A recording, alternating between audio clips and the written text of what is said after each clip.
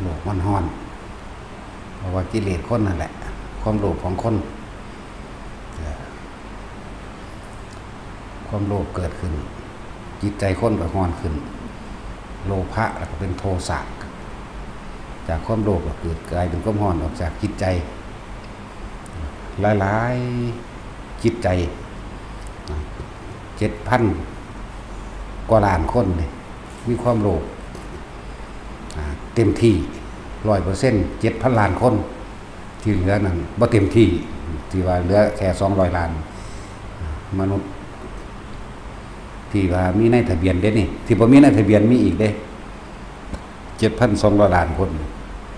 อันเหลือ200 ล้านนี่อาจสิโลภบ่เต็มที่นะแต่7,000 ล้านโลภเต็มที่โลกก็เลยฮ้อนขึ้นมันบ่เป็นฮ้อนแบบว่าทุกสิ่งทุกอย่างที่ออกจากความโลภเกิดกลายเป็นทางสร้างอาวุธประหัตประหารกันเพื่อสิเอาชนะกันสร้างโรงงานต่างๆสร้างสารเคมีต่างๆเพื่อผลิตอาวุธนั่นแหละเอาแม่นแค่ว่าฮ้อนในความคิดอย่างเดียวเพราะความทุกสิ่งทุกอย่างก็ออกจากความคิดคนเฮาสิเป็นไปตามความคิดโลกสิฮ้อนหรือสิเย็นก็เป็นไปตามความคิดของคนส่วนรวมนั่นแหละมันเป็นเรื่องที่ยากที่สุดแต่ว่าเฮ็ดจังได๋สิคนทั้งโลกสิมีใจเดียวกันได้มันยากเฮ็ดบ่ได้ โลกนี้เป็นที่อยู่อาศัยของหมู่สัตว์ทั้งหลายที่ให้สัตว์ทั้งหลายอยู่ด้วยความบ่โลภนี่มันก็ยากเนาะเมื่อเฮาเห็นภัยในวัฏสงสารเห็นภัยในการเวียนว่ายตายเกิดซะจริงๆเฮาน้อมเข้ามาว่าความโลภนี่ตัวเฮาเองก็บ่แห้งแล้วเด้เนาะแล้วเฮาสิไปห้ามผู้อื่นได้จังได๋ตัวเฮาเองก็มีความโลภในตัวเฮาเองบ่แห้งคิดเบิ่งเวลาเฮาอยากได้แห้งๆเวลาเฮาอยากได้หรอกบ่ได้ดังใจอารมณ์เฮาวูบขึ้นขนาดใดนั่นแหละเขาก็วูบแบบเดียวกันมันสามารถก่อเกิดเป็นพลังงานได้เด้เกิดเป็นพลังงานโลภกับโลภอากาศก็เลยร้อนไปนำแต่ก็ที่ว่ามันก็ก่อเป็นรูปวัตถุขึ้นในลักษณะว่าโรงงานต่างๆนั่นล่ะโรงงานการทำลายภูเขาการทำลายแหล่งน้ำทำลายแหล่งน้ำทรัพยากรโดยธรรมชาติโดยต้นไม้โดยภูเขาโดยของในดินอีกเด้ความผสมดุลในดินอีกแร่ธาตุต่างๆถูกขุดถูกเจาะต้นไม้ก็ถูกทำลายเนื้อดินก็ถูกทำลายน้ำแข็งตามขั้วโลกต่างๆสิก็ค่อยพังเสื่อมสลายละลายลงมานี่แหละมันเป็นแบบนี้แหละที่บอกว่าจิตใจของคนนั้นมีความโลภมันก็ต้องทำลายธรรมชาติธรรมชาติถูกทำลายเพราะความโลภความแน่นหนาถาวรทั้งอากาศก็เลยถูกทำลายลงไปนำเขาคิดเบิ่งเวลาเขาอยากได้คักๆเด้อพอต่างกันเลยคืออันเดียวกันแต่ขึ้นอยู่กับอำนาจความสามารถนะบ่ล่ะคนที่มีอำนาจยศถาบรรดาศักดิ์ใหญ่ๆเวลามันโลภมันก็เฮ็ดไฟได้ใหญ่ก่อนได้ใหญ่ก่อนไฟใหญ่ฉายไฟใหญ่พวกเขานี่เป็นกำลังน้อยๆก็ฉายไฟน้อยคือกันสั้นแหละแต่ว่าทุกสิ่งทุกอย่างเฮาสิไปแก้ไขหรือว่าเฮาสิไปให้มันได้ดังที่ใจเฮาคิดบ่ได้ดอกเฮากลับขึ้นมาแก้ที่ใจของเฮาซะกลับขึ้นมาเบิ่งความรู้สึกนึกคิดของเจ้าของเองเวลาเฮากังวลเรื่องนั้นเรื่องนี้ก็เพราะว่าเฮามีความโลภนั่นแหละเฮาจังกังวลมีความโลภมีความอยากได้มีความยึดมั่นถือมั่น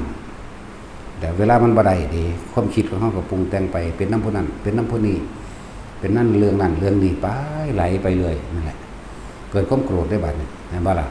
มันเกิดความโกรธจากบันดาลความโกรธบันดาลโทสะอยากตีอยากฆ่าอยากทำลายกันได้บัดนี้นั่นแหละมันจึงสร้างอาวุธขึ้นมาประหารกันเขาว่าคิดว่าเขาสิสร้างทะเลทรายให้มันเป็นดินใดให้มันเป็นศูนย์รวมแหล่งอาหารใดเนาะทะเลทรายหลายๆหรือภูเขาหินต่างๆภูเขาน้ำแข็งต่างๆสามารถสร้างแผ่นดินได้เบิดเลยแต่เขาสร้างยานอวกาศเขาก็ยังสร้างไปดวงดาวดวงเดือนใดเนาะ สร้างสิ่งเหล่านี้หังไงตัวเลี้ยงงัวเลี้ยงควายหลายๆคอยปลูกฟางสร้างเขาพวกนี้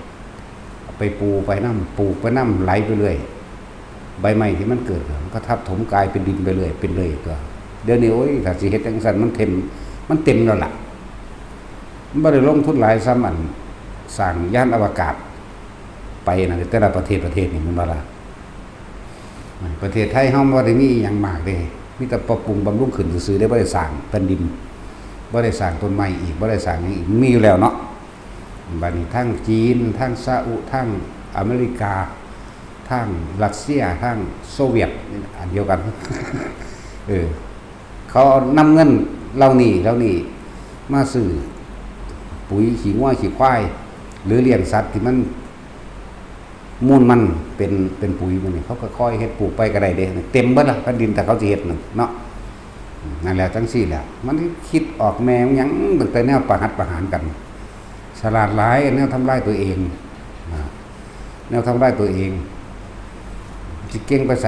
สุดท้ายแล้วมันก็ลงมหาเวทีก็ทำลายตัวเองคือเก่านั่นแหละจังว่าโลกมันขาดเมตตาธรรมเมตตาตามความเป็นจริงกรุณาธรรมช่วยเหลือกันตามความจริงใจเป็นจริงมุทิตาธรรมยินดีบ่แม่นใส่หน้ากากทำท่าว่าดีใจน้ำเด้อซื่อๆนั่นบ่ล่ะนั่นแหละอุเบกขาธรรมมันบ่มีนั่นแหละสิ่งที่พระพุทธเจ้าเฮานำออกแสดงธรรมสิ่งที่พระพุทธเจ้าเฮาใส่เป็นเครื่องมือในการสั่งสอนแสดงโมสัตก็คือเมตตาพรหมวิหารเมตตากรุณามุทิตาอุเบกขาจึงบอกว่าธรรมนี่มีคุณค่าหลายเด้อกว่าพระพุทธเจ้าเฮาสิไปค้นพบค้นพอโดยธรรมชาติมันมีของมันเองอยู่แล้วเนาะเพิ่นบ่ได้เป็นผู้สร้างสวรรค์บ่ได้เป็นผู้สร้างนรกบ่ได้เป็นเจ้าของนิพพานเด้แต่ว่าโดยธรรมชาติที่มันมีเช่นนั้นองค์ไปค้นพบค้นพอแล้วนำวิธีมาให้พวกเฮาฝึกหัดปฏิบัติเอาเองเพิ่นเป็นบรมครูเพิ่นเป็นแต่เพียงผู้บอกทางมีอยู่แต่ว่าพวกเฮาบ่เดินทางเองความผิดนั่นก็บ่ได้อยู่ในความผิดของทางเด้ยามีอยู่แต่ว่าเฮาบ่กินยาความผิดนั่นบ่เป็นความผิดของยาครูมีอยู่เฮาบ่ทำตามครูก็บ่แม่นความผิดของครูเด้นั่นบ่ล่ะนั่นแล้วหมอมีอยู่เฮาหังบ่ไปให้หมอรักษาก็บ่แม่นความผิดของหมออีกความผิดของเฮาเบิดทุกสิ่งทุกอย่างเกิดขึ้นจากตัวเฮาเองเบิดเด้อบ่แม่นผู้ใดผู้หนึ่งสิมาดลบันดาลนั่นแหละจึงว่าความจริงของทุกชีวิตสัตว์โดยธรรมชาติสัตว์ทั้งหลายเวียนว่ายตายเกิดเพราะอาศัยความคิดต่างๆอันเกิดจากการบ่รู้มีความปรารถนาสุขเป็นที่ฝังแน่นยึดในจิตใจคิดดีเรียกว่าปุญญาภิสังขารดีก็ดีในตนเองอันเด้บ่แม่นได้โดยทั่วไปเด้ดีแบบที่ตัวเองคิดว่าดีแล้วตัวเองยึดเด้คิดเลวก็เป็นตามที่ตัวเองยึดนั่นแหละทั้งดีและเลวในสองความคิดอันนี้เพิ่นเอิ้นเนยชาภิสังขารความเข้าใจผิดคิดว่าเจ้าของคิดถูกทั้งสองอย่างนั่นแหละบางทีก็เข้าใจผิดคิดว่าตัวเองนั่นเข้าสู่พรหมโลกหรืออรูปภพเป็นนิพพานบ่เกิดบ่ตายอีกแล้วจังซี่ก็แม่นเห็นบ่อวิชชาเป็นปัจจัยมันเกิดสังขารเป็นปัจจัยมันเกิดวิญญาณเมื่อคิดดีคิดเลวหรือคิดผิดหรือคิดบ่เป็นไปตามที่เจ้าของคิดไว้หรือเข้าใจผิดคิดว่าไปแล้วเกิดความรู้สึกในความพอใจในตัวเองคิดเรื่องว่าวิญญาณจังว่าอวิชชาเป็นปัจจัยมันเกิดสังขารเป็นปัจจัยมันเกิดวิญญาณสังขารก็คือความคิดนั่นแหละเอามาร่วมแล้วมาร่วมตรงที่ความรู้สึกที่ตัวเองเข้าไปยึดมั่นถือมั่นว่าพอใจวิญญาณเป็นตัวรับรู้แห่งความรู้สึกเด้พอใจก็บ่พอใจเอิ้นว่าใจก็ได้เอิ้นว่าความรู้สึกก็แม่นบ่ผิดจักอย่างนั่นแหละวิญญาณจึงเป็นปัจจัยเกิดนามรูปเวทนาสัญญาสังขารจะมาเกิดรูปที่หลังว่าก็เกิดความรู้สึกได้แล้วจะมาเกิดเป็นไปเปลี่ยนรูปเป็นร่างไปตามกรรมที่ตัวเองเฮ็ดไว้คำว่านามรูปนามะคือนาม คือรูปถ้าสิไปเกิดในรูปของสัตว์เดรัจฉานบ่หรือสิรูปของคนบ่หรือสิรูปของเทวดาก็ว่าไปเห็นบ่ล่ะนั่นแหละ บัดนี้เฮาตัดลงมาเอาแค่ว่าเฉพาะรูปของคนนี่แหละเมื่อมีน้ำมีรูปมีน้ำคือใจก็ไปสถิตไว้อยู่ในวัตถุธาตุทั้ง4แล้วเอื่นกายนามารูปมันนามารูปเป็นปัจจัยมาเกิดอายตนะเมื่อมีรูปแล้วหมายถึงหัว2แขน2โอ้แม่นหัว2หัว1แขน2ขา2หัว1ซ่องหัวใจเกิดขึ้นระหว่างทำกลางอกแล้วเป็นที่สถิตเป็นที่ปฏิสนธิของจิตวิญญาณเรียกว่าล่ะนั่นแหละออกจากท้องแม่นะแล้วก็เกิดกลายเป็นมีอายตนะมีตาหูจมูกลิ้นกายแล้วก็มีใจสถิตอยู่นี่อายตนะเป็นเหตุเป็นปัจจัยมันเกิดผัสสะได้บัดนี้ผัสสะก็คือเห็นปุ๊บสร้างปุ๊บเห็นปุ๊บรักพอใจปั๊บมีเอิ้นว่าผัสสะเด้บ่เป็นสัมผัสเด้เว้าโดยรูปศัพท์ว่าผัสสะก็คือเกิดความรู้สึกเลยจากตาเห็นปั๊บพอใจกับบ่พอใจหูได้ยินปั๊บพอใจบ่พอใจมันคิดแล้วเด้นั่นจักบ่ล่ะมันสรุปเลยเด้นั่นน่ะสัมผัสก็คือเฮาไปแตะไปสัมผัสหรือตาเฮาเห็นอื่นว่าสัมผัสแต่ว่านี่เพิ่นรวมตรงที่ผัสสะนั่นแล้วผัสสะไหลสู่เวทนาแม่นบ่ล่ะไหลเลยเห็นบ่เวทนาก็พอใจก็บ่พอใจแต่ว่าสิหาอุเบกขาเวทนานี่ยากเหลือเกินนั่นแหละผัสสะอันเกิดจากตาหูจมูกลิ้นกายใจเรียกว่ารูปรสกลิ่นเสียงและความรู้สึกเนี่ยผัสสะเกิดเวทนาตัวพอใจกับสุขเวทนาไม่พอใจกับทุกขเวทนาและอุเบกขานี่บ่ค่อยมีปานใดดอกอันเสยอยู่นั่นบ่ค่อยมีนั่นแหละเวทนาก็เลยเป็นปัจจัยเกิดตัณหาคือความอยากจะว่าล่ะสิ่งที่พอใจเฮาก็เลยอยากได้เลิกแสวงหาสิ่งบ่พอใจเฮาอยากผลักไสไหลส่งหนีออกอันบ่ละบาดนี้ซั่นนั่นแหละเวทนาส่วนอุเบกขานี่ยากอยู่คนที่หาถึงว่าจะเว้าถึงปานใดคนที่มีปฏิบัติธรรมแน่เนี่ยจังสิพอเข้าใจอุเบกขาเห็นบ่ล่ะเสยนี่ส่วนมากเสยพอรู้ว่าเส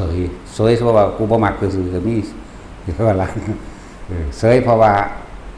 บ่มีปัญญาสิเอาก็มีเสยเพราะว่าบ่มีปัญญาสิเอาเลยว่าเสยความจริงภายในมันตัวเจ้าของบ่ได้ดอกนาเอาไปก็ดีนั่นแหละเวทนา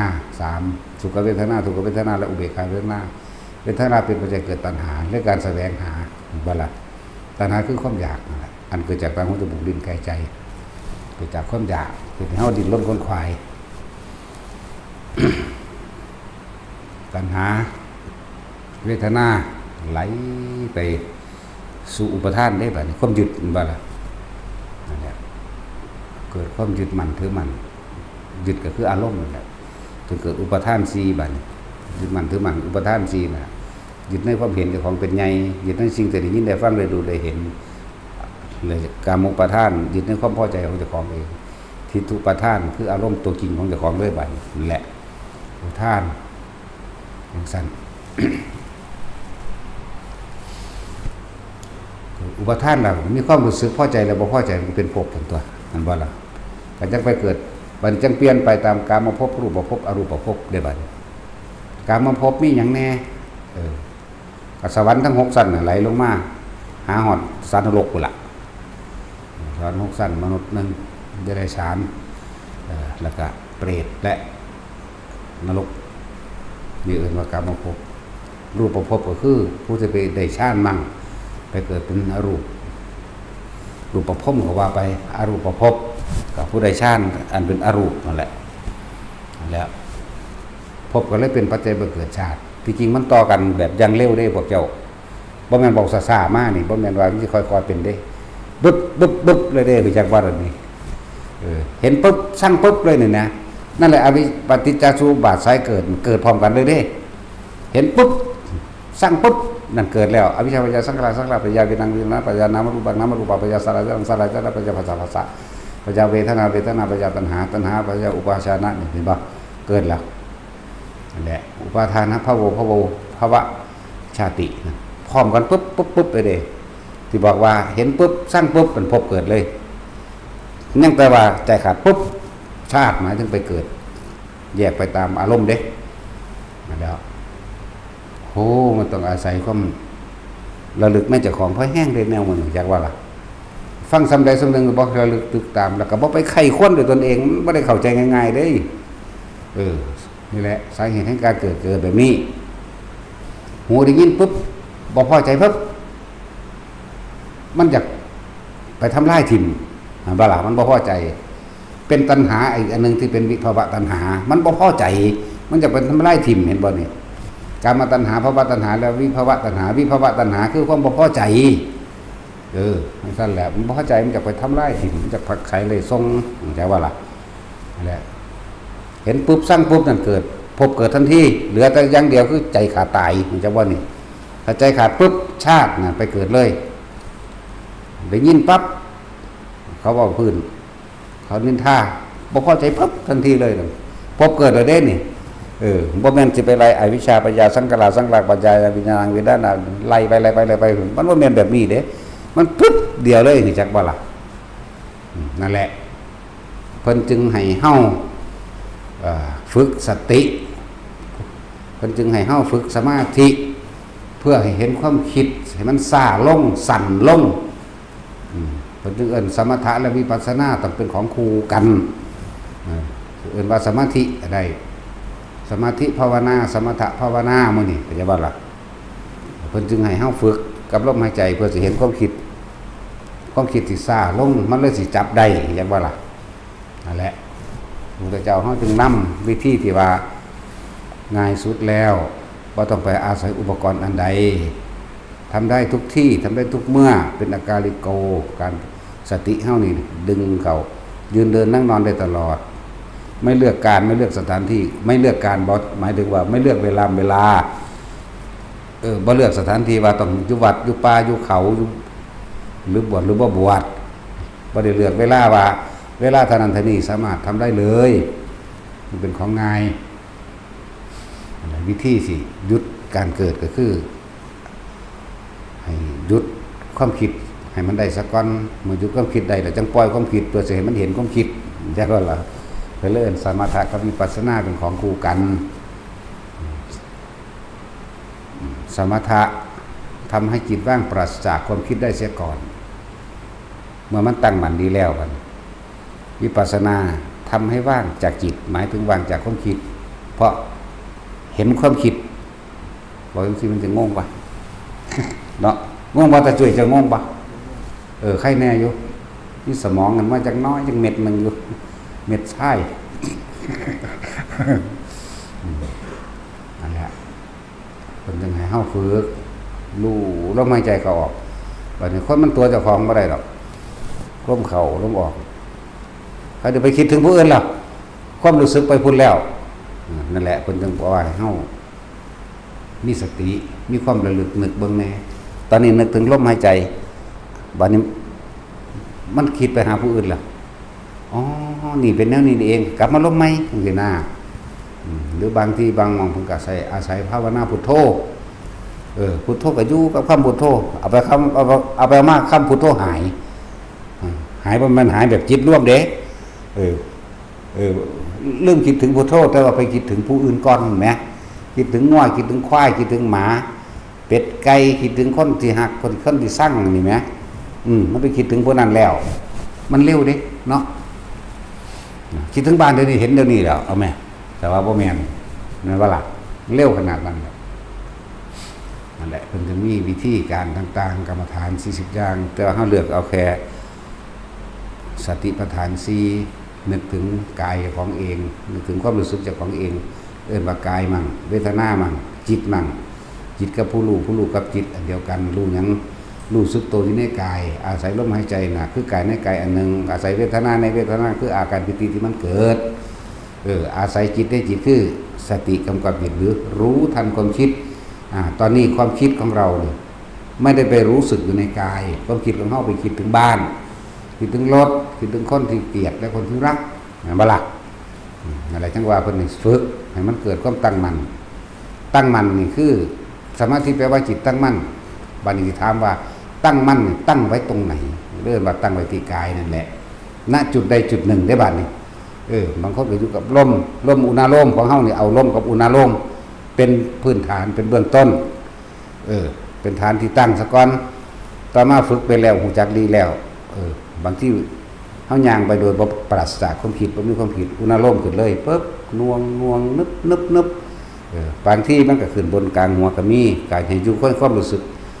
ในกลางหัวนั่นแหละบางคนก็สิมันก็ไหลลงมาลงตาระวังทำกลางอกก็อยู่กับความรู้สึกทำกลางอกแหละนะความรู้สึกน่วงอยู่นี่กับความรู้สึกน่วงบนหน้าผากกับบนหัวก็บ่ต่างกันดอกตัวนี้มันเป็นจุดนี้ตัวนี้มันหนุบหนาบนะส่วนหน้าอกก็เป็นน่วงเหมือนกันเป็นอิ่มนะไว้เอาความรู้สึกมาบอกเป็นภาษาเนี่ยมันยากแท้ๆเด้หมายว่าล่ะมันของง่ายปานใดเด้อสิมาถอดออกให้มันเข้าใจกันได้ง่ายๆนั่นน่ะผู้นั้นเป็นเองก็เข้าใจดอกคือจังเว้านี่แหละเฮาว่านิ่มๆน่วงๆเนิบๆเห็นบ่บางคนก็บ่วางสั้นต้นๆตึงๆบางคนก็ว่าเป็นบ้อนๆนั่นซั่นแล้วบางคนก็ว่าเป็นโยนๆออกไปนั่นเป็นภาษาที่ใส่แทนความรู้สึกบางอันเดียวกันจริงๆความรู้สึกเดียวกันนั่นแหละแต่ศัพท์ภาษามาใส่มันยากนั่นแหละแต่เฮาอยู่แค่ลมหายใจนี่กับอุณหภูมิเฮาได้โดยทุกมือมันก็คอยชินไปเองว่านี่กายก็หมายถึงว่าเฮากายในกายเวทนาในเวทนาจิตในจิตก็เลยร่วมเป็นว่าจิตหนึ่งมีความรู้สึกตัวอยู่ณจิตหนึ่งยุดจุดหนึ่งของร่างกายอีกบ่อยู่โดยตัวไปก็จะว่าล่ะร่างกายถ้าบอกมันใหญ่หางเถอะมันบ่นกนวมอยู่หัวเข่าดอกเว้ยเนาะของเฮาฝึกให้มันมาอยู่หน้าผากก่อนถ้ามันเคลื่อนขึ้นมันก็ขึ้นบนหัวมั่งกับหน้าน่ะมาหน้าอกมาหน้าอกมาลิ้นปีเท่านั้นแหละบ่เกินนี้หรอกแต่เฮาฝึกอานาปานสติดีแล้วนะลมหายใจดีแล้วนั่นนะมันบ่ไปขึ้นนึบๆอยู่ฟ้าตีนดอกจักว่าล่ะอันขึ้นอยู่จังว่าเฮากำหนดสร้างกรรมฐานขึ้นมาอันนึงเฮาสิบ่เอาปีติทั่วไปเพราะว่าปีติทั่วไปมันจับยากเอาเฮ็ดให้คนลุกเดี๋ยวนี้กูดูเอาผู้ใดเฮ็ดได้แม่นว่าล่ะก็เฮ็ดบ่ได้ให้โยกเดี๋ยวนี้ดูเอานี่โยกพัฒนาปีติโยกหน้าหลังซ้ายขวาเอาเฮ็ดได้แม่นบ่ล่ะแต่ว่าถ้าเฮ็ดนิ่มนวลอยู่ตรงกลางหน้าผากเหลือบตาเบิ่งปลายจมูกขึ้นรถได้ล่ะแม่นว่าซั่นหรือผู้ใดบ่ทันได้ขึ้นบ่ทันได้คล่องของเฮาบ่เหลือบซำนั้นมันแค่นึกไปนำคำเว้าซื่อมันก็เป็นแล้วแม่ให้มันน่วงบนหัวก็เป็นบนหัวเด้ถ้ามันอยู่หน้าอกมันก็อยู่เด้เย็นว่าประมาณโดดได้ล่ะนั่นแล้วว่าซั่นสิว่าทำให้บ่อยทำมากทำให้ชินบ่ชินแล้วมันก็คล่องแคล่วว่องไวมันก็สิเอาไว้หัวเข่าก็เอาไว้ได้เด้อบาดนี่บ่ได้เว้าเรียนเด้เว้าตามที่เจ้าของเป็นเด้เอาไว้ตีนก็ยังได้ให้มันน่วงอยู่ตีนก็ได้ตัวซั่นแหละฝึกเอาไหม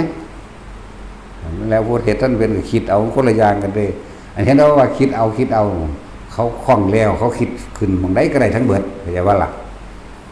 นั่นแหละว่าฝึกแต่เฮาบ่ออกจากกายเฮาก็บ่ใหญ่มองทุกข์เฮาก็บ่ใหญ่พบไม่ดอกจากว่าความรู้สึกที่อยู่ในกายจิตตั้งมั่นตั้งอยู่ในจุดใดจุดหนึ่งของกายหน้าผากก็ได้กลางหัวก็ได้หน้าอกก็ได้นี่เอาไว้3จุดนี้คำว่าเอาไว้เนี่ยขอให้มันเป็นไปเอาเองแต่เฮาเป็นผู้รู้มันซื่อๆรู้ว่าตอนนี้อิ่มเต็มกลางอกรู้ว่าตอนนี้น่วงหน้าผากรู้ว่าตอนนี้บนหัวเข้าใจว่าล่ะและเรื่องว่ารู้สึกตัวทั่วพร้อมณจุดใดจุดหนึ่งหรือจิตหนึ่งนี่ซ้ำนี่มันก็ตั้งมั่นแล้วว่าอย่างนี้ออกจากฐานก็คือกายนั่นแหละเข้าใจว่าละบาดนี้เพิ่นเอิ้นว่าสติปัฏฐาน4แต่ว่าเขาเอาสติปัฏฐาน3อย่างว่านี่กายเวทนาจิตเวทนากายซะก่อนตัวที่4คือตัวธรรมหมายถึงว่าความจริงทั้งหลายในสิ่งทั้งปวงที่เข้ามากระทบเพิ่นเว้าโดยเนื้อหะว่าโลกธรรม8นี่มันเป็นของที่หยาบๆเห็นยังไงมันบ่สรรเสริญยกคนเฮามันมักย่องเห็นบ่มักย่องก็คู่กันตัวกับนินทาบ่มักย่องเนาะเนี่ยเพิ่นเลยเอาตัวหยาบๆมากระทบกันให้เฮาพอได้เข้าใจหรือบ่พอ สรรเสริญคู่กับดินท่านี่เอาหยาบๆก็เอาหูได้ฟังนี่แหละแต่ว่าหูฟังแล้วมันไหลเข้าสู่ความรู้สึกเด้เข้าใจบ่ล่ะเกิดว่าพอใจหรือไม่พอใจนี่เพิ่นเอาตัวหยาบๆได้มาเนี่ยได้เงินมา100เดี๋ยวก็เสียไปนี่ของหยาบๆซ้ำตัวเลยได้ยศเสื่อมยศนี่ของหยาบๆอะไรจังสั้นแหละสุขกับทุกข์นั่นเอาไปร่วมได้บัดนี้พอใจกับไม่พอใจร่วมลงตีความรู้สึกเขาเองมันบ่ล่ะมาแล้วมันก็ร่วมเป็นตัวในคือเขานั่นแหละของหยาบๆข้างนอกก็เลยตัวในก็คือตัวพอใจกับบ่พอใจนั่นแหละเดี๋ยวที่ว่าฝึกไปเถอะเดี๋ยวเขาสิเห็นเองพอทุกสิ่งทุกอย่างล้วนแล้วต้องเกิดจากความคิดให้ความคิดมันซ่าให้มันสโลตะกี้มันเห็นปุ๊บสั่งปุ๊บได้ยินปุ๊บสั่งปุ๊บหักปั๊บสั่งปั๊บเหมือนบ่ล่ะบัดนี้เฮามีการฝึกของเฮาเองแล้วเป็นเครื่องยับยั้งชั่งใจเพื่อเอื้อนสติให้ระลึกซะก่อนได้ควรบ่ควรซะก่อนบ่แม่นไหลตามอารมณ์เลยเห็นปุ๊บสั่งปุ๊บเห็นปุ๊บมักปุ๊บนะเห็นปุ๊บพอใจปั๊บเห็นปุ๊บบ่พอใจปั๊บนี่สองทางนี่เห็นบ่นี่ตัวอุเบกขาอยู่ไสล่ะอุเบกขาอยู่ไสเพิ่นก็เลยให้เฮาฝึกให้เกิดสมาธิให้เกิดจิตตั้งมั่นเพื่อจะให้เห็นคนเฮาก่อนที่สร้างบัดนี้โอ้มันเกิดจากความคิดเนาะนั่นบ่พอใจเห็นบ่ล่ะ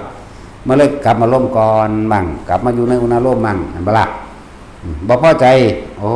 มันคิดก่อนตะกี้เฮาบ่มีสมาธิเฮาบ่มีในประตูทวารเฮาบ่มีย่ามสตินั่นแหละย่ามก็เลย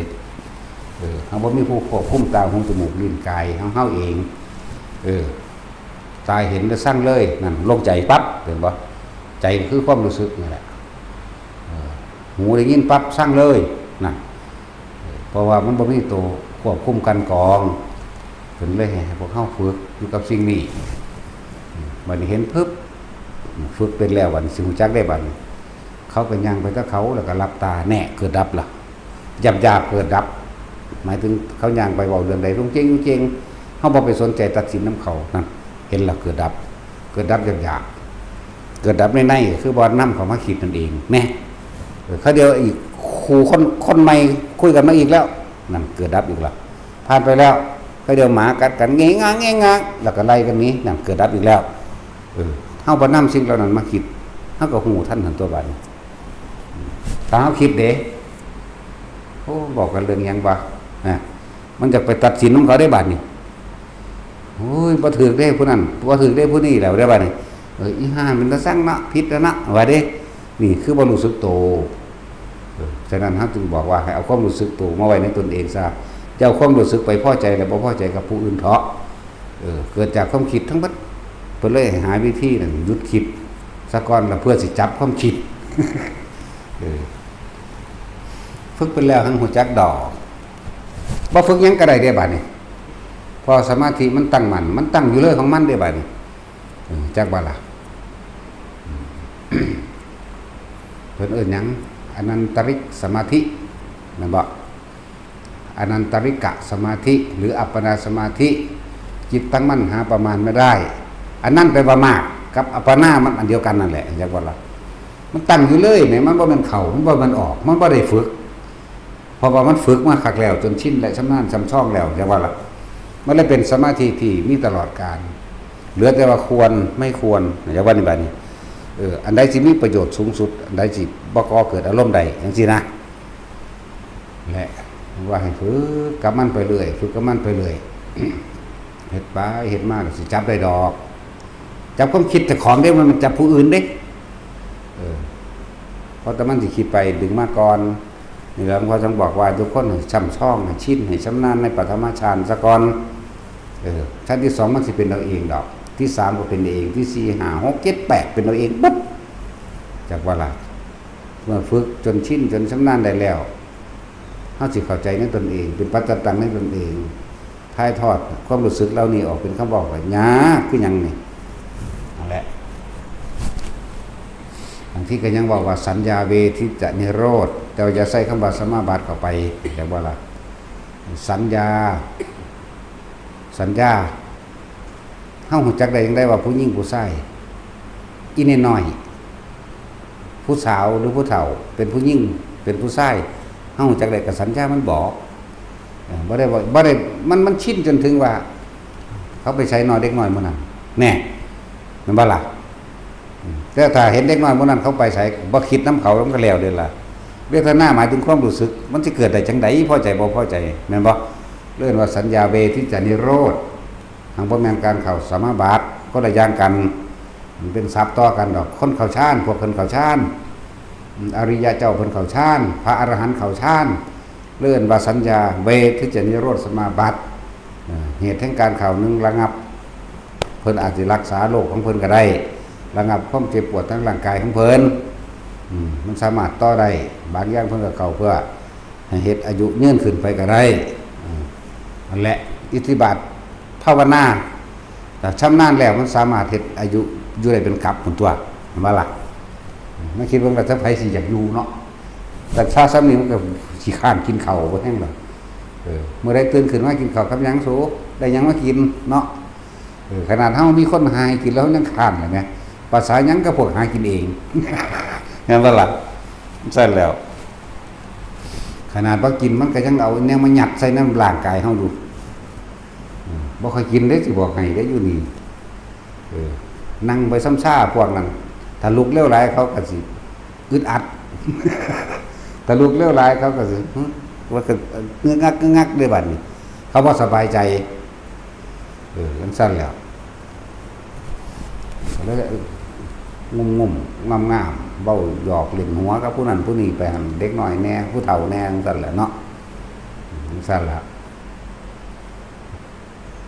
ปานนั้นมันก็ยังเอาแนวมายัดให้กูกินอยู่หามึงนี่บ่ได้กินดอกแต่มันอิ่มไปเลยแหมกินปิตินั่นแหละปิติตะของเองนั่นแหละกินอาหารในจังน้อยนั่นแหละกินแตงโมหลายกว่าหมู่หมอแม่ได้ไปขนตะแตงให้กูกินบัดเดี๋ยวก็สิว่าเพิ่นมักบักแตงโมเอาไว้อีกละบาดนี้เนาะมักลาบงัวแต่ว่ากันเนาะแต่สิเอาบ่ตัวเด้กินมักลาบงัวงัวบ้านๆได้บ่เอาได้งัวพันธุ์บ่แซ่บว่ะบ่แม่นเด้อตะกี้ก็แม่นอีหลีตะกี้โอ้ยบักไงกินทีละ2กิโลพุ่นแหล้วกินผู้เดียวเด้นี่กินยัดเอาพุ่นแหล้วจังซี่บาดมาจังซี่ละคั่นบ่อยากปานใดที่จริงอยากอยู่ ก็เลยว่าบ่อยากปานใดนะมันตัดออกเอาเองของมันดอกมันเป็นอีหยังมันก็ลืมไปเลยโลดหิวข้าวก็บ่หิวมันเป็นของมันเอาเองน้ำก็บ่กินหลายเด้มื้อนึงน้ำมันบ่ได้เบิดพอขวดลิตรเด้บ่ได้กินน้ำพอลิตรอันขวดนั้นนะบ่เบิดแม่นมันเครื่องลิตรบ่ถึงขวดนั้นหรือลิตรนึงบ่หรือเท่าใดแล้วเท่าใดสร้างหิแมงน่าจะสิอธิบายไปยังบ่รู้บางพวกสแต็กมื้อละ5ขวด10ขวดเนาะจักสิกินไปหยังก็รอดแท้เงิดแท้นะนั่นแหละมันบ่ได้อยากอยู่ดอกใครก็ดีมันค้านกินข้าวถ้าค้านกินข้าวสิว่าจากร่ำจากรวยไปทางใดมันสิอยากอยู่เดี๋ยวนี้มันอยากอยู่บ่ล่ะถ้ากินข้าวซื่อๆก็ค้านมาแห้งแล้วอยู่รวยไปหาแมงยังรวยไปตายอยู่ซื่อมั้ยเนาะแล้วไปเทียบหยังกับพวกขมุกขมุมตื่นขึ้นหาแต่เงินหาแต่ทองฟ้าวตั้งแต่เลิกงานมากก็คิดแต่เรื่องเงินเรื่องงานจนว่านอนก็นอนคิดเรื่องเงินเรื่องงานร่างกายมันล้าบางทีก็หลับไปเอาเองแบบฝันไปเรื่องงานเรื่องเงินตื่นขึ้นก็คิดถึงหม้องหน้างานหน้าเงินมันเป็นจังไดก็ดอกเนาะซั่นแล้วบ่หาก็บ่ได้กินเขาก็ว่าเด้กูหากูก็ได้กินเด้ล่ะสุขภาพนาเอาตัวเนาะคนละชั้นกันคนละระดับกันเว้ยกูว่าหากูก็ได้กินได้ล่ะคนบ้าให้กินผีมันก็ให้กินอยู่ตลอดไหมโอ้กูได้กินข้าวข้นแบบนี้ว่าถ้าแล้วมึงกินไปกินมาเอาหลายก็เก่ากูเศร้าดอกก็มีได้ล่ะมันสั่นแล้วว่าแมงโดยมันจะเป็นอย่างนี้คนก็เห็นอยู่ไหมเนาะเป็นกับกูตัวเป็นบ่แม่นสูหลายอย่างจังหวะว่าพวกเฮาฝึกเอา ฝึกเฮ็ดไปเรื่อยอย่าไปคิดสำคัญคือเราต้องสร้างเหตุเฮ็ดมาหน่อยก็ได้น้อยล่ะเหตุหลายก็ได้หลายนั่นแหละเฮ็ดเล่นก็ได้ของเล่นเด้อเฮ็ดจริงก็ได้ของจริงนั่นแหละเฮ็ดเล่นเฮ็ดปั๊บไปแต่ว่าคุยหลายกว่านั่นน่ะได้ของเล่นได้ของคุยนั่นแหละอันนั้นอันนี้จังซั่นจังซี่เอาไปคุยผู้อื่นฟังความจริงถ้าเขาบอกคัดที่เจ้าของบอกเบิ่งแน่เด้อบ่สูญวือคือโลดเนาะนั่นแล้วถึงบอกว่าเครื่องวัดคือตัวเองต้องวัดอารมณ์ตัวเองเด้มันบ่แม่นตลอดวัดไข่ก็วัดมรรคผลนิพพานของตนเองเด้อวัดอารมณ์ของเองเอาความรู้สึกตัวเองวัดตัวเองโลดบ่แม่นเอาไม้บรรทัดตลับเมตรบ่แม่นเอาตลอดบ่แม่นเอาบาโลมิเตอร์บ่แม่นเอาโทโมมิเตอร์บ่ก็บ่ได้วัดอีกเนาะสั้นแหละ ทุกคนมองไปไกลๆในโลกนี้เด้อให้พวกเจ้าคิดแล้วก็พวกเจ้าเกิดความสยดสยองเกิดความสลดสังเวชเกิดความเบื่อหน่ายในตนเองพร้อมแหละตอนนี้สงครามเกิดขึ้นไปสุกหม่องอรวดเนาะสงครามกว่าจะสร้างฐานะครอบครัวขึ้นมาได้เห็นบ่ก็จะสร้างตึกรามบ้านช่องก็จะสร้างกิจการขึ้นมาได้ถือปืนลง2 บาท 3 บาทเท่านั้นมุ่นอุ้ยปุ้ยเรียบราบอาหารก็อดอยากบาดเจ็บไข้ได้ป่วยทรัพย์สินเงินทองต่างๆก็สูญสลายไปเบิดบางพวกก็ตายตกนรกไปส่วนมากตกนรกแหละพวกไม่จังซั่นขนาดคนยังทุกข์ขนาดนั้นขนาดคนยังซอยเหลือตัวเองบ่ได้ขนาดนั้นสัตว์เดรัจฉานซอยเหลือตัวเองบ่ได้บัดบ่รู้เรื่องหยังของเขาซ้ำมดแดงปวกมดดำหินยุ่งขี้เชฟแม่งอดต่างๆสารพัดสัตว์บ่รู้อะไรหยังก็บึ้มวาบบัดเดียวตายเป็นแสนๆล้านๆนั่นว่าล่ะจังซั่นแล้วคนก็ยังทุกข์ขนาดนั้นสัตว์เดรัจฉานสิทุกข์ขนาดใดพวกเจ้าบ่มีสิทธิ์ที่เรียกร้องบ่มีสิทธิ์ที่นั่นเลยเรื่องแรกเกิดขึ้นจากกรรมเด้อกรรมคือการกระทำของตัวเองที่เฮาคิดเรื่องนั้นเรื่องนี้ดูถูกประมาทหรือทำลายแล้วก็มีส่วนการกระทำร่วมกันเด้พวกอิสราเอลพวก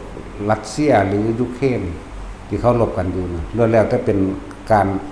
ได้รับผลของกรรมหรือวิบากกรรมที่เขาต้องรับเด้บัดนี้สัตว์ต่างๆที่ได้ไปรับวิบากร่วมกันก็เคยร่วมสมรู้ร่วมคิดร่วมกันแต่มันตกต่ำกว่าคนดิมันตกต่ำกว่าพวกนี้สิเลวกว่าอยู่ในตอนนั้นปัจจุบันตอนนี้พวกนี้เป็นคนนี่มนุษย์นี่สามารถแก้ไขตนเองได้แต่มนุษย์นั่นกับมดแดงเรานั่นปวกเรานั่นไส้เดือนเรานั่นกิ้งกือแมงป่องปลาสัตว์ได้กับแต่หมูหมามันนั่นแหละรวมแล้วแต่เคยกับกรรมรวมกันสมัยที่เป็นคนในศาสตร์ใดศาสตร์หนึ่งคือกันปัจจุบันนี้ได้มาเกิดรวมกันแล้วก็มาตายน้ำกันแล้วก็มาชิบหายโดยบ้านเรือนเหมือนกันบ้านเรือนปวกบ้านเรือนหมดไม่ว่าล่ะบ่ว่าสิเป็นแม่นจระเข้มันในน้ำก็ตายคือกันปลาแต่ละชนิดเนี่ยอย่าลืมว่าปลาเหล่านั้นสัตว์เหล่านั้นนักก็คนอีกคนถ้ามีโอกาสได้พบพระธรรมปุ๊บเราวิ่งเข้าหาธรรมแก้ไขทันทีแก้ไขได้เลยแต่ว่าสัตว์เดรัจฉานแก้บ่ได้นี่บ่ล่ะจังซั่นแล้วพอเฮาฟังเบิ่งแล้วก็มันเป็นแต่ไปสมรู้ร่วมคิดในเรื่องเร็วๆกับคนอื่นนี่บ่โดยเฉพาะกับคนที่เขาเจ้าทำประโยชน์เพื่อหมู่สรรพสัตว์มันเบิ่งออกอยู่ดอกนะคนเฮ็ดเพื่อคนก็เลยแม่นว่าล่ะคนที่มีการกระทำโดยความหวังดีมักช่วยเหลือผู้อื่นช่วยเหลือทุกสังคมช่วยเหลือหลายๆอย่างบ่ว่าช่วยเหลือเป็นสังฆะวัตถุต่างๆเป็นสารานิยธรรมทั้งหลายโดยการสงเคราะห์โดยสังฆะวัตถุแม่นบ่ล่ะ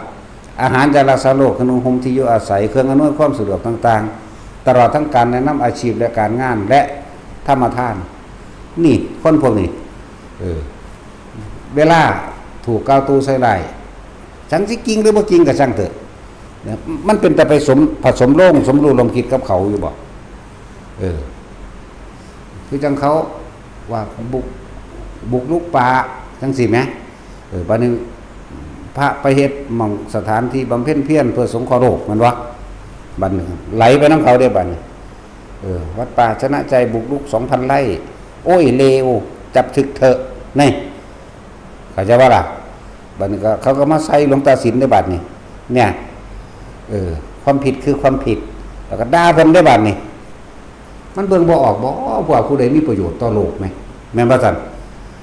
มันเป็นโคตรแม่มึงหยังโอ้ยเขาแตกมาศูนย์เลยได้บัดนี้ท่านแล้วมันเป็นไปบ่ได้คำว่าบุกลุกตะกี้สู้ไปแม่สู้ใสสู้คือบ่มาสกัดวันไว้แต่ที่แรกแม่นบ่ล่ะเขาปลูกป่าเป็นต้นไม้เขียวใหญ่ได้กินเขาเฮ็ดบางสถานที่สงเคราะห์คนๆอยู่ในหันเป็นพันๆแน่ว่าบุกลุกโอ้ยบุกลุกหาแมงบ่แม่นบ่ล่ะนั่นแล้วสู้สิไปตกอยู่ในหม่องที่สงครามพวกกล่าวตู่ใส่ร้ายใส่ความมีส่วนแห่งความคิดเห็นนั่นแหละกรรมแปลว่าจิตเจตนาในการแสดงคอมเมนต์นั่นแหละเอิ้นว่าจิตเจตนาคอมเมนต์แปลว่าแสดงความเห็นเจตนากล่าวตู่ใส่ร้ายซ้ำเติมเพื่อจะทำลายเขาบานี้ปูนสู้สิไปคืออิสราเอลหุ่นบานี้เข้าใจว่าล่ะบานี้บางประเภทที่มีจิตใจรุนแรงก็ไปหลังจากลงนรกแล้วเศษกรรมมันส่งผลขึ้นมาว่าเบาบางเด้นั่นแต่ว่าวิบากกรรมยังมีอยู่จักบ่นี่ที่เกิดเป็นมนุษย์ก็เป็นมนุษย์ที่เป็นมิจฉาตัวมันบ่รู้จักอันใดดีอันใดเลวแหมมันบ่เห็นตามความเป็นจริงบ่ตามันก็เห็นอยู่ว่าเพิ่นซอยสงเคราะห์ต่างๆซอยเหลือโลกทหารบ่ทำถนนหนทางซอยเหลือคนทุกคนอยากคนจนสร้างสนับสนุนโรงโรงเรียนลดลงพยาบาลมันบ่ล่ะมันสั่นแล้วทหารรบการกูก็ซอยถนนหนทางนำข้าวปลาอาหารทุกอย่างนั่นแหละ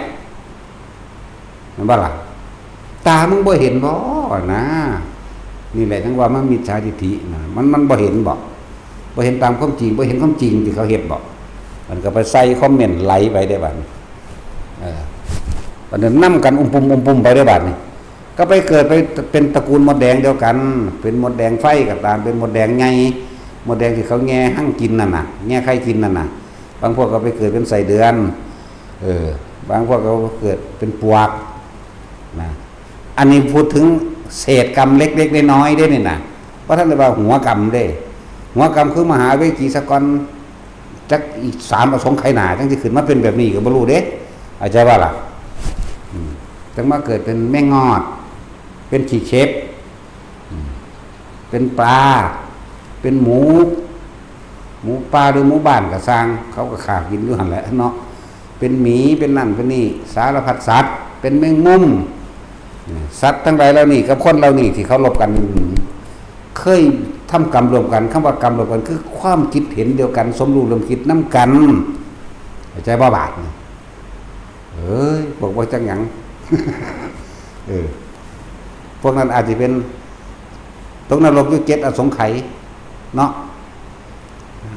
ขึ้นมาพักผ่อนจักน้อยนี่พอได้แก้ตัวถ้าเป็นมนุษย์นี่ขึ้นมาได้แก้ตัวจักน้อยนี่บาดนี้มนุษย์สามารถที่จะแยกตัวเองออกมาปฏิบัติธรรมแบบสำเร็จโสดาสกิทาคาได้ตัดวงจรแห่งกรรมตัวนั้นออกได้เด้เข้าใจว่าล่ะบรรษัทดิเรกชันเหล่านั้นเด้พวกเร็วๆพวกว่าให้อริยะเจ้าขึ้นไปบ่จำเป็นต้องถึงอริยะเจ้าก็ได้นะบุคคลผู้นั้นพยายามรักษาศีลอยู่ตั้งใจรักษาศีลอยู่นี่ท่านครั้งที่บ่ได้เป็นศีลบริสุทธิ์อยู่ในมรรคแห่งศีลรู้จักว่าล่ะอยู่ในหนทางแห่งการรักษาศีลเพราะท่านต้องเป็นสมุจเฉทประหารก็ได้ดอกศีลนั่นน่ะแล้วบุคคลผู้นั้นกำลังทรงฌานอยู่บุคคลผู้นั้นกำลังทำให้แจ้งซึ่งพระโสดาบันบัดนี้ได้โสดาสกิทาคาอรหันต์นักสร้างกว่าอีกบุคคลผู้นั้นเป็นพระโพธิสัตว์นักก็เก่าอีกเป็น100 เท่าพันทวีได้บาดนี้นั่นแล้วก็มันมีส่วนใดส่วนเสียอีหยังมันจังสิไปน้ำเขาโดยดินั่นว่าล่ะคนผู้นั้นบ่ฮู้จักบ่เคยไปวัดนั้นก็ได้บ่ฮู้จักคนผู้นั้นพร้อมบ่จักคนที่กำลังคอมเมนต์ด่าบ่เคยไปวัดนั้นแต่ก็บ่ฮู้จักการปฏิบัติของเขาในหั่นแล้วบ่จักที่ไปที่มาโดยแจ้งโดยตามความเป็นจริง แต่ว่าเห็นคนนี่ใส่เลยเนาะจังเท่าแล้วนี่เราเอิ้นว่าจิตเจตนาเด้อเป็นตัวกรรมเป็นการฆาตกรรมรวมกันอยู่อเมริกาอยู่ประเทศลาวหรืออยู่พม่ามันลุ่มดาวัดใดวัดหนึ่งครูบาองค์ใดองค์หนึ่งอันว่าซั่นนี่เราเอิ้นว่าจิตเจตนาทำกรรมร่วมกันแต่ว่าเขาด่าหลวงตาสินเดี๋ยวนี้อเมริกาก็ด่ามาสเปนก็ด่ามาเนเธอร์แลนด์ก็ด่ามานี่เอิ้นว่าทำกรรมร่วมกันไทยก็ด่าแม่นว่าล่ะพม่าก็ด่านี่ก็ด่านี่เอิ้นว่าอกุศลกรรมร่วมกันจิตเจตนาร่วมกันในทางที่เป็นอกุศลกรรมอันนี้บัดนี้ทำกุศลกรรมเด้สเปนอเมริกาสหรัฐยังก็แล้วแต่ให้กำลังใจนี่เราเอิ้นว่าทำกรรมร่วมกันเหมือนกันแต่ว่าเป็นกุศลกรรมพวกนี้ที่แยกออกมาอยู่นำกันพวกอกุศลสิแยกไปตามอกุศลบางพวกที่มีกรรมหนักอย่างอื่นปะปนมากไม่เข้าไปอีกนี่ถึงบอกว่าไปอยู่ต่างประเทศที่เขายิ่งกันน่ะพวกนี้เป็นสัตว์เดรัจฉานไปพวกนี้เป็นคนไปอันเป็นคนเบาบางสามารถที่สิเอาตัวเองออกจากห่วงแห่งกรรมเลยเดี๋ยวนี้น่ะคือมันเป็นคนแล้วมนุษย์แปลว่าผู้ฝึกได้อยู่แล้วแปลว่าผู้สามารถที่ยกจิตยกใจขึ้นสู่ที่สูงได้เพื่อเป็นเครื่องประดับยศหมายถึงใจตัวเองให้เกิดความอิ่มเอิบได้มานายสะใช่บ่ล่ะนั่นเสร็จแล้วสามารถดึงตัวเองออกได้แล้วสิอยู่ภาษาได้ก็สร้างแต่มันหันเข้ามานี่มันก็ได้ทั้งเบิดเห็นบ่ล่ะสั้นแต่ว่าสัตว์เดรัจฉานดีนั่นบางพวกมันเป็นอย่างคือเป็นเดรัจฉานบ่เคยหูบ่เคยเห็นบ่เคยทำคุณงามความดีกับอันใดบ่มีความยินดีบ่มีโมทนาบ่มีมุทิตาจิตกับไผว่าตั้งแต่เขาเว้าเรื่องพระมาเนี่ยมันในอารมณ์ใส่เลยนี่แหมนั่นแหละไปเกิดเป็นเดรัจฉานที่เคยคอมเมนต์รวมกันแสดงความคิดเห็นรวมกันเลยว่าทำกรรมร่วมกันบ่แม่นมาแลนนำกันเด้แต่ความคิดนั่นที่มันแลนนำกันอยากบ่ล่ะความคิดเพราะทุกสิ่งทุกอย่างเกิดจากจิตเกิดจากความคิดมันร่วมอยู่ในนี้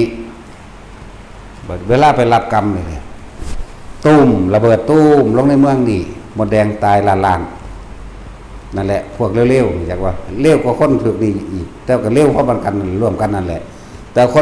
นมันยังพอไปแก้ไขได้ใช่ป่ะล่ะใส่เดือนตายเป็นกองหมูปลาหมูวัวปลาสัตว์เลี้ยงนกหนูปูปีกข้างข้าวแมงวันตายไปน้ำกันคิดออกว่าเดือนนี้ตั้งสั่นตัวบอกให้ได้ว่าท่านมีผู้ใดเทศตั้งสี่ให้พวกเจ้าฟังเด้แต่ว่าสงครามมาทหารของประเทศนี้ตาย27นายบาดเจ็บ30นายประเทศนี้ตาย200บาดเจ็บ 3,000 นึงเด้บ่มีผู้ใดไปลงว่ามดตาย1ล้านตัวบ่มีเด้เนาะแล้วก็บ่เว้าเรื่องมดตายบ่เว้าเรื่องแมงตายสักแมงหยังแน่แล้วมันสิตายแน่บ่เว้าที่เฮาเว้าให้ฟังนี่กรรมมันเกิดจากการกระทำร่วมกันสมรู้ร่วมคิดนำกันเจ้าสิอยู่คนละประเทศก็สร้างพวกเจ้าสิถูกธาตุเสียนั่นแหละดึงดูดไปหาธาตุเสียจากบ่ล่ะธาตุก็ธาตุรู้จังรู้เร็วก็มีรู้เสียก็มีจำเร็วจำเสียการสังสมของไผของมันบางคนคิดแนวดีๆบ่ออกจักอย่างนั่นเอิ้นว่าธาตุเสียธาตุน้ำเน่าจำเอาเฉพาะสิ่งที่เร็วๆสัญญาจนสารัดออกว่าเป็นสังสมสัญญาจิตสังสมแท้ความบ่ดีเลยไปเกิดจังสั้นแหละเขายิ่งระเบิดลงทะเลพวกเจ้าคิดว่าป่าว่าตายติตายวะตายเท่าไรตัวมันนับได้บ่มันตายหลายกว่าคนคนเดียวนะมันว่าล่ะเอาเขายิ่งเลือดตัวนี้เบิ่มป่าตายเป็นแสนคนตาย5นั่นยังเร็วเห็นบ่พวกคอมเมนต์เร็วๆเดี๋ยวคนนี้พวกแสดงความเห็นเร็วๆคำว่ากรรมรวมกันบ่แม่นว่าถ้าสิไปดึงแขนดึงขากันเด้จิตเจตนาเด้อเป็นตัวกรรมนั่นแหละว้ายบอกปานนี้กับตัวเดินมันพอได้เทศปานนี้เด้นั่นแหละมีบอกความละเอียดส่วนที่เป็นหมาก็เป็นหมาเนี่ยส่วนที่เป็นนกก็เป็นนกแต่ว่าก็ไปตายน้ำกันนั่นแหละทั้งว่า เราตัวอย่างคือจังพระอรหันต์เพิ่นตายของปัญหาองค์จังซี่หลวงปู่จวนหลวงปู่สุวัตสุวโจเห็นบ่ล่ะหลวงปู่จวนหลวงปู่สุวัตหลวงปู่หยังละลืมละมีหยังอีกแน่ดอกกันกับหลวงตาดีๆหรอกมื้อนี้ละนั่นแหละบัดนี้ในอดีตชาติจักสิชาติใดได้ในอดีตชาติคนหาคนนี่น้องสาวกับอีกนักบินก็เป็นหมู่กันซื่อเป็นผู้เอาไม้สาวให้หั่งนกอยากว่าหั่งนกมันมีลูกลกอยู่ในหั่นน่ะเป็นพากันแย่ผู้น้องสาวเป็นผู้เคี้ยผู้บ่ตายนั่นน่ะนักบินนั่นสมัยนั้นก็เป็นคนหาไม้สาวให้อยากว่าล่ะนักบินผู้ขับเครื่องบินก็บ่ตายเด้แต่พระอรหันต์ตายเบิดอยากว่านี่พวกนี้สมรู้ร่วมคิดกันว่าสิเอานกนี่มากี้มาปิ้งกินผู้นี้ก็เลยเอาไม้มาให้กูแน่เพิ่นก็เอาไม้มาให้นักบินเป็นผู้เอาไม้มาให้ไม้ซาวฮู้จักไม้ซาวบ่เด้อนี่ไม้ที่เขาสอยหมักม่วงนั่นน่ะโอ้ยผมก็มีการศึกษาให้กูได้อธิบายกระดอแท้ไม้ซาวแปลว่าไม้สอย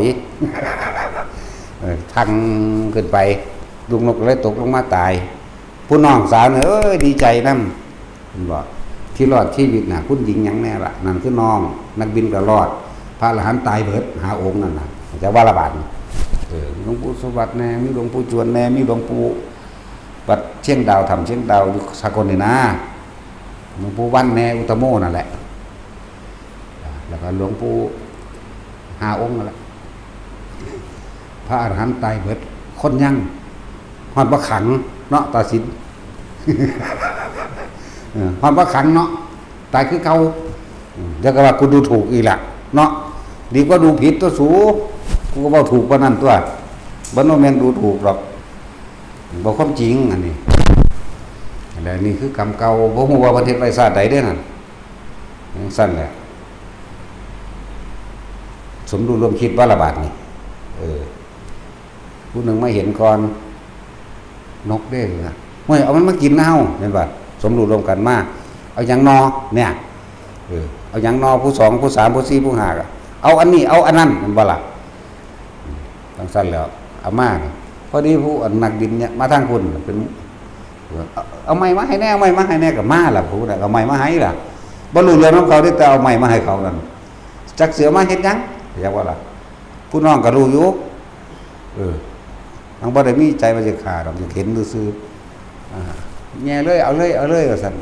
ตกปุ๊กลงมาตายซ้ำจังซั่นแล้วก็เลยเป็นตกเครื่องบินตายองค์นึงคืออยู่สุรินทร์ศรีสะเกษพุ่นแม่นบ่ซั่นองค์นึงคืออยู่สกลนั่นองค์นึงคืออยู่หนองคายนั่นหลวงปู่จวนเนาะ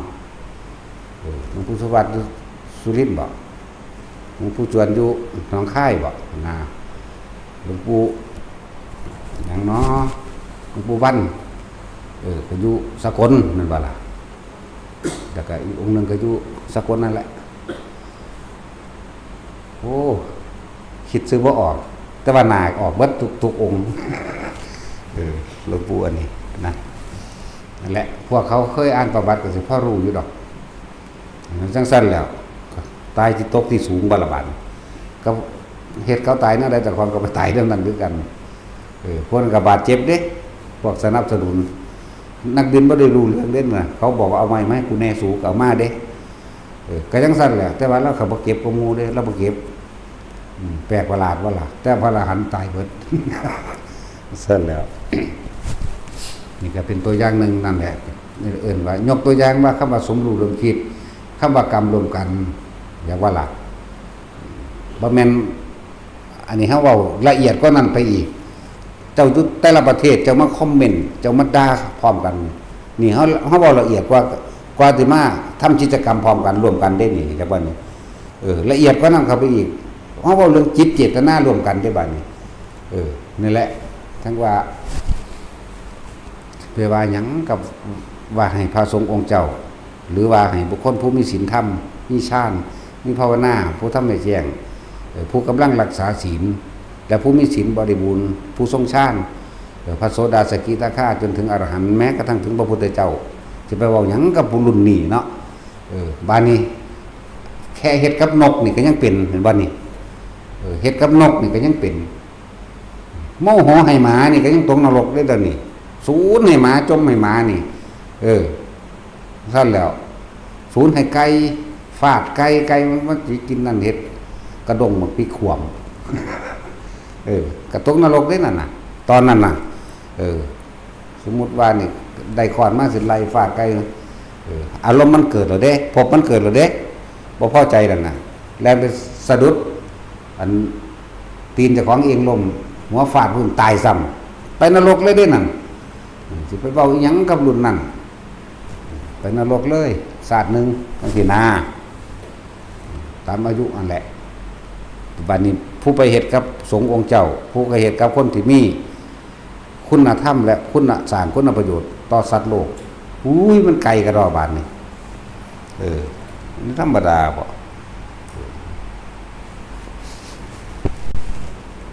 เกิดเป็นหมา700ชาติมันก็มีเด้สิบอกให้เด้ออันซ้ำไปว่าเพิ่นเทื่อเดียวนั่นมันซั่นแล้วบางคนไปกันแกล้งพระโพธิสัตว์พระพุทธเจ้า7พระองค์ผ่านไปแล้วว่าท่านขึ้นจากนรกก็มีโอ้มันบ่ธรรมดาเด้บ่ควรสิยุ่งหรอกปะเนาะก็บ่ควรสิไปแนวนั้นดอกอันเนี้ยมันดีนี่คือบ่พากันโมทนาและสังสมสนับสนุนเนาะอันเนี้ยมันดีเนี่ยเห็นเขาใส่บาตรสาธุในใจนั่นแหละเห็นเพิ่นปลูกต้นไม้โอ้หลวงปู่หลวงตานั่นนี่พระเจ้าปลูกต้นไม้ดีใจนำพระเจ้าเด้บ่มีโอกาสเฮ็ดนั่นก็เป็นส่วนบุญแล้วเห็นบ่น่ะบุญอันเกิดจากการโมทนาส่วนบุญของผู้อื่นบุญอันเกิดจากการค้นคว้าในการประกาศโฆษณาบุญของผู้อื่นเหมือนกันกับโฆษกะเทพบุตรโฆษกะเทพบุตรหมาคักๆเรื่องนั้นจักว่าล่ะที่แรกเป็นเศรษฐีอยู่เมืองอื่นพากันหนีมากับเมียมันเกิดโรคระบาดและแห้งแล้งมาเห็นเลยหิว7 มื้อ 8 มื้อบ่ได้กินข้าวเศรษฐีนั่นแล้วก็แจกข้าวอาหารคนเป็นประจำอยู่แล้วผู้นี้มาเห็นนั่นเมียนี่เข้าใจผัวดีว่าผัวเป็นคนกินจุกินตะกะเขาเลยเอาข้าวมาให้2 จานระวัง2ผัวเมียเลยเอาให้ผัวกินอิ่มซะผัวหักเมียโอ้บ่แม่นเมียหักผัว เมียหักผัวหลายมีความอดทนกว่าผัวกินกระทองอึดอื่นมาพอดีไปเลยเห็นหมาอีกตอนนั้นมันได้กินข้าวมัทุปายาตโอ้ยหมาโชคดีแท้เนาะซั่นพอดีมันบ่ได้กินข้าวมาหลายมื้อมันเลยเกิดความตายนั่นแหละก็เอิ้นหยังละอึกอักแล้วก็ตายซ้ำหมาตัวนั้นเสือกท้องพอดีกับจุติจิตได้เข้าสู่ปฏิสนธิในท้องหมาได้จังบัดหมาเศรษฐีนั่นน่ะเรื่องของหมามันต่อใดเดือน3 หรือ 4 เดือนมันบอกที่มันออกจังซี่แหละจุติจิตของหมานั่นสิอยู่อาทิตย์นึงหมาซึ่งว่าเขาเป็นสู่ปฏิสนธิได้เมื่อเกิดหัวใจเกิดขึ้นได้แล้วปุ๊บพอดีวิวเข้าไปเลยพอดีกับเพิ่นใจขาดตายนะก็เลยไปเกิดเป็นลูกหมานั่นแหละจังซั่นแล้วผู้เมียบอกถึงผู้เมียเศรษฐีแล้วเศรษฐีพวกนั้นเลยเอาไว้เป็นคนใส่ในครัวเรือนนั่นแหละนั่นแหละเรื่องเล่าของต่อมาบัดนี้ถึงดูพระปัจเจกนี่ใช่มั้ยหมาตัวนี้ก็ออกจากท้องแม่มาแล้วก็ใหญ่ขึ้นมันสิมีก่อนที่สิเข้าพรรษานั่นน่ะพระปัจเจกเพิ่นสิมาบิณฑบาตเป็นประจำมาในระยะนึงเพิ่นก็ลงสู่พื้นดินแล้วเพิ่นก็เดินบิณฑบาตหมาอันนี้ก็เลยเกิดความพอใจในพระปัจเจกเลยเริ่มเห่าหอนบอกคนนั่นแหละพระไม่แล้วเด้อเตรียมตัวใส่บาตรพระมาแล้วเด้อเตรียมตัวใส่บาตรแล่นไปเฮาเฮือนหลังนั้นนั่นแหละเอิ้นว่าบุญอันเกิดจากการค้นขวายบุญหมามันก็เฮ็ดได้สัตว์มันเฮ็ดได้เฮ็ดจังซั่นอยู่เรื่อยจักเดือนนึงพอดีสิเข้าพรรษาเพิ่นก็เลยบอกบ่ต้องมารับเฮาอีกเด้อเฮาสิไปจำพรรษาอยู่ที่ภูเขาคันธมาศตลอดระยะเวลา3 เดือนออกพรรษาจังเห็นกันจังสิเจอกันเด้อพระปัจเจกเว้ากับหมามันเกิดความรักใคร่มันเกิดความยินดีเกิดความพอใจมันคิดฮอดมันเลยหัวอกแตกตายด้วยความอิ่มเอิบเด้ตายลักษณะนั้นมันเลยไปเกิดเป็นเทวดาอยู่สันดาวดึงส์มันจำพระตายนั่นแหละพระปัจเจกก็คอยลอยไปเรื่อยพอดีก็อื้อตายซ้ำ คือเอิ้นเนี่ยบุญอันเกิดจากการค้นขวายทั้งบุญให้ผู้อื่นก็ได้เป็นหยังคือบ่พากันคิดออกแน่นั่นจังซี่เนาะเอิ้นวยาวัจจะไมแต่บอกภาษาบาลี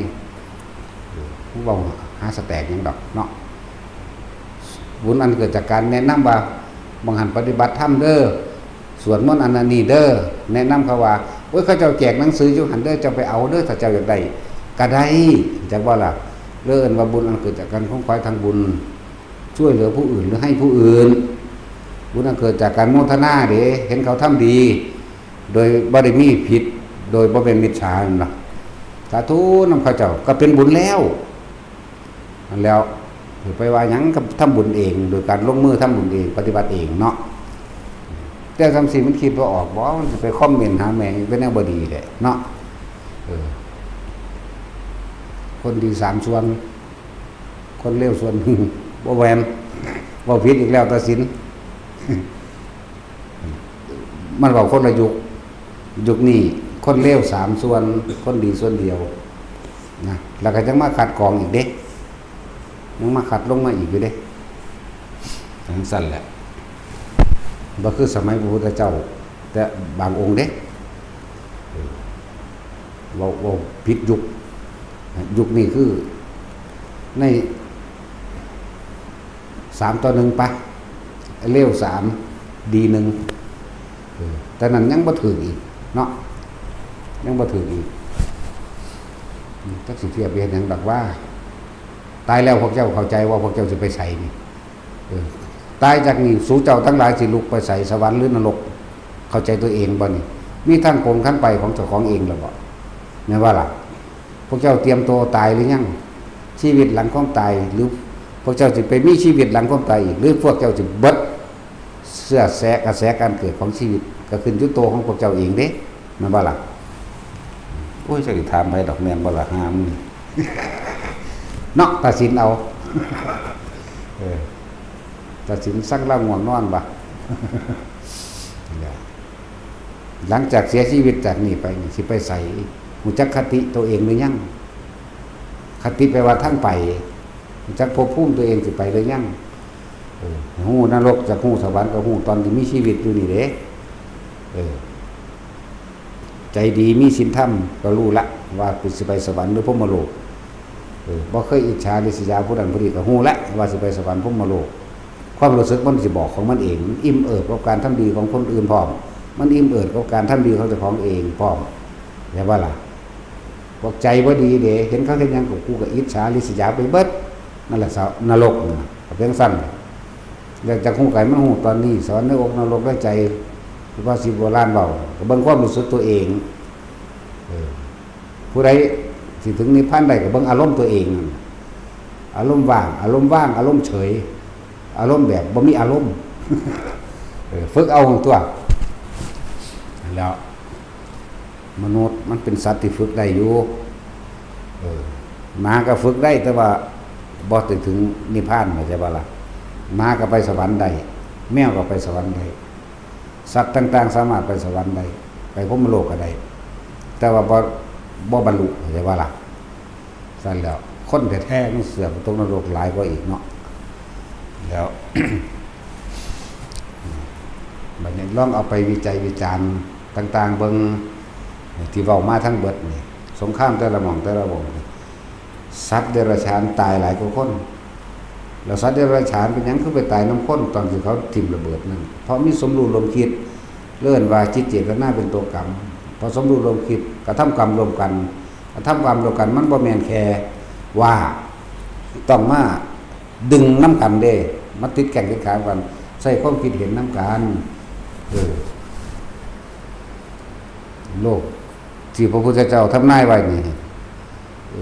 คนที่มีหูทิพตาทิพโดยบ่ต้องบำเพ็ญเพียรหมายถึงโทรศัพท์หมายถึงทุกคนละส่วนคนละโลกนี่ก็สามารถเห็นกันได้บอกกันได้แม้ว่าล่ะคนสิเหาะเหินเดินอากาศได้โดยบ่ต้องสำเร็จใดๆทั้งสิ้นก็เครื่องบินนั่นนี่แม้ว่าละบาดมันเลยฮอดมาปงเขาเสาออกดอกมาเลยได้ดีจังว่านี่ธรรมดาแล้วมาปงเขา ถ้าเพิ่นสิว่าสมัยการต่อไปพศเท่านี้จะมีมอเตอร์ไซค์นั่นคนมันสิฮู้จักบ่คนตะกี้แม่นบ่ล่ะจะมีมอเตอร์ไซค์นะ มอเตอร์ไซค์ขึ้นไบซิเคิลเอ้าเพิ่นสิไปฮู้จักบ่จักแต่ขี่ม้าตัวเร็วสุดเหรอเพิ่นเอิ้นว่าม้าพงเขา เสาออกดอกไอ้หยังก็นั่นดิเสาโทรศัพท์ไอ้เสาโทรศัพท์ก็แม่นเสาไฟฟ้าก็แม่นอาจจะว่าล่ะซะแล้วมันถึงยุคของมันแล้วล่ะอยู่ตอนยุคนี้ละเล็กฟูน้ำกับยุคนี้ตัวบ่แม่นบ่ซั่นยังเล็กฟูน้ำยัง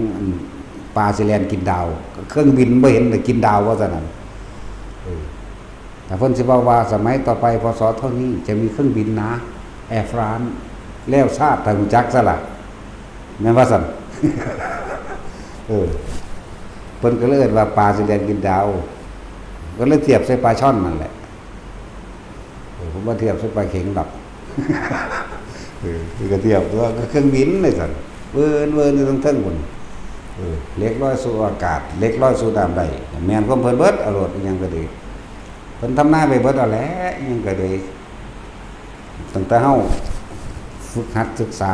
เดินตามรอยพระศาสดาว่านี่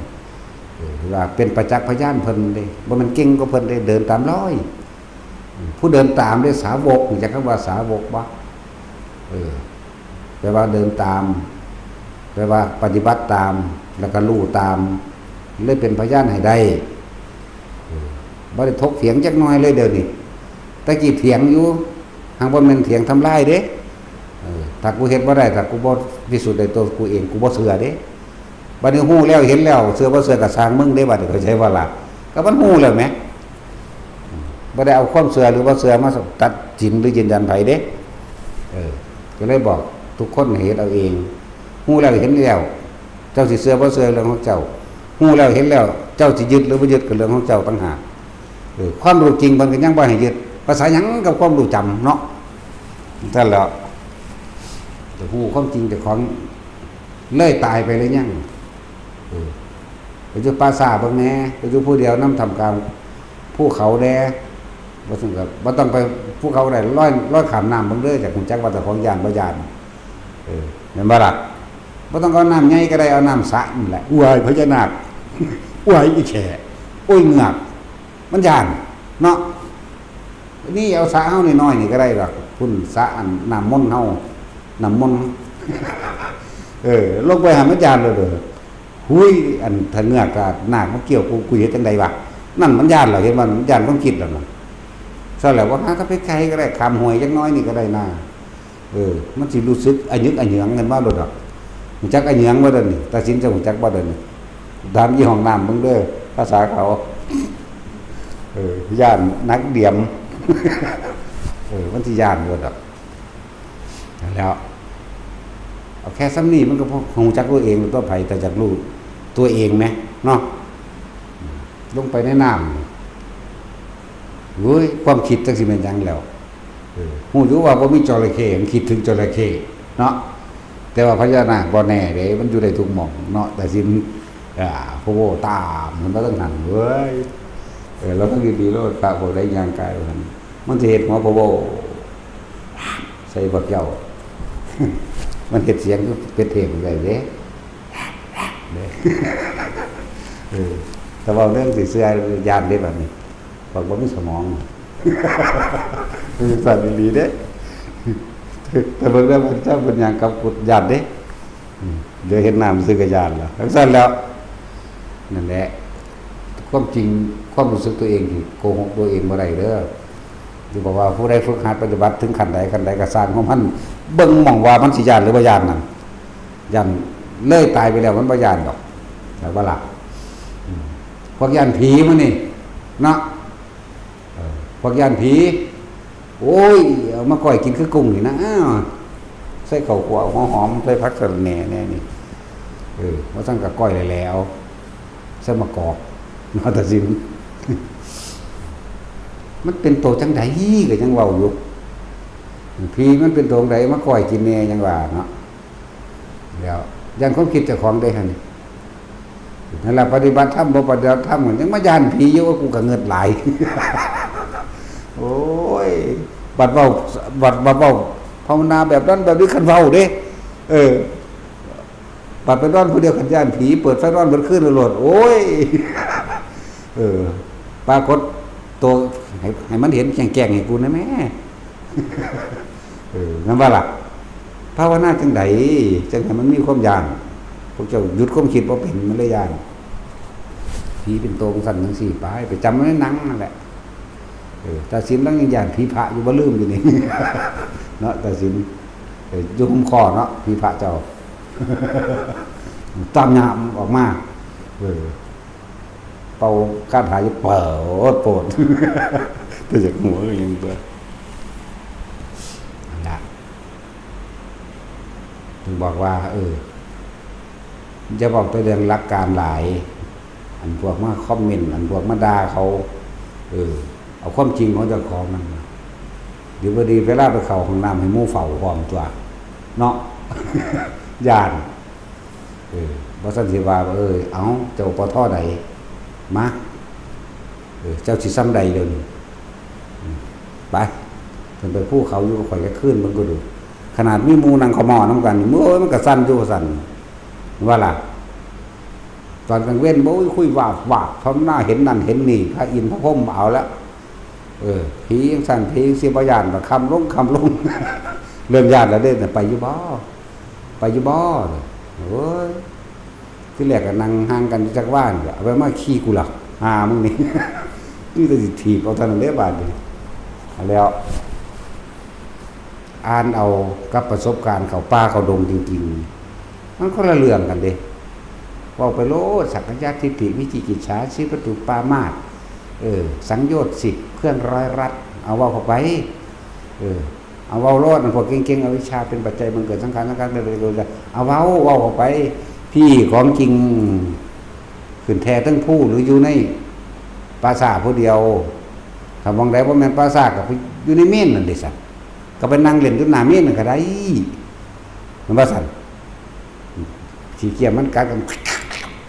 ผู้อายเลยแล้ว มันขาบแม่งได้กึบตีหันตผู้อายเลยแล้ว หูสั้นซ้ำย่องแหลกแล้วนั่นแหละมันท่านว่าเราความคิดนะเนาะนี่ตั้งหากตัวกิเลสมันอยู่ในหนีในของอย่างโมเมนต์ในตัวหนังสือแล้วว่าจะอ้างว่าจะของเรียนจบนั่นจบนี่หลายเนาะกูก็จบก็กันนี่แหละกูยังบ่ได้เป็นหยัง กูจบแต่เป็นเน้นกูยังจากได้เมียบักหลายอยู่ห่ามึงนี่1,800,000ถูก บ่เอาหน่อยคือหมู่เด้เอาให้มันเกินหมู่แต่ชิ้นตั้งยังเอาผู้เดียวนึงนั่นแหละนี่ตั้งหากิเลสจริงๆอยู่นี่อยู่ในความรู้สึกนึกคิดเจ้าของนี่เจ้าละความคิดได้ความรู้สึกเจ้าก็บ่เกิดเท่านั้นเองเจ้าบ่ปรุงบ่แต่งแล้วเจ้าบ่อยากได้หยังแล้วเจ้าสิโมโหมาทางใดละความโลภได้มันบ่มีความโมโหดอกคนนั่นว่าล่ะมันบ่มีแนวอยากได้เด้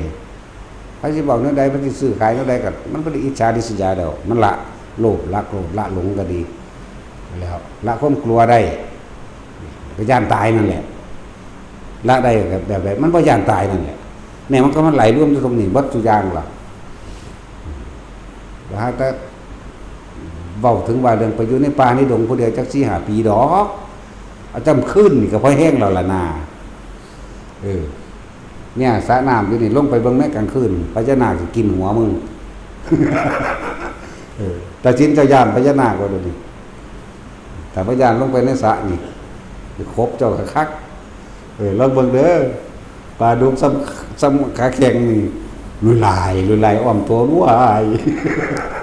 ปลาวันนี้ผู้บรรยายกับเลือกจังสั่นนะโอ้ยพญานาคเกี่ยวกู ขึ้นมาได้แล้วคุยว่าสั่นวันแล้วนั้นเรื่องนี้โอ้ยปลาดุกมันบ่มีเนื้อกินมันสิกินคนนั่นน่ะเบิ่งแน่นั่นเอายังไปถิ่มลงเหียนเบิดบ่เหลือจักอันเอากล้วยลงไปปลูกยังก็ว่ามันกล้วยเอาบัวมันลงไปกินหอดหากบัวพุ่นมันมีน้ำกินแล้วทดสอบเบิ่งเด้อพระเด่นก็เลยเหน็บเตียวลงย่างลงไปเบิ่งตะบะยานส สูระวังเหงือกดีๆเด้เขียวเหงาโอ้ยไม่เกี่ยวสูเด้เหงือกเด้จักเหงือกบ่เดินนี่แต่บ้าฮู้จักก็พากันลงไปเบิ่งอยากเห็นเหงือกน้าปุกเล่นปุกมันเห็นได้เหงือกคอนเหงือกแมงมาตั้งแต่ห้วยจักปลาดุกราคานี่นั่นแหละเอาแต่มาท่าน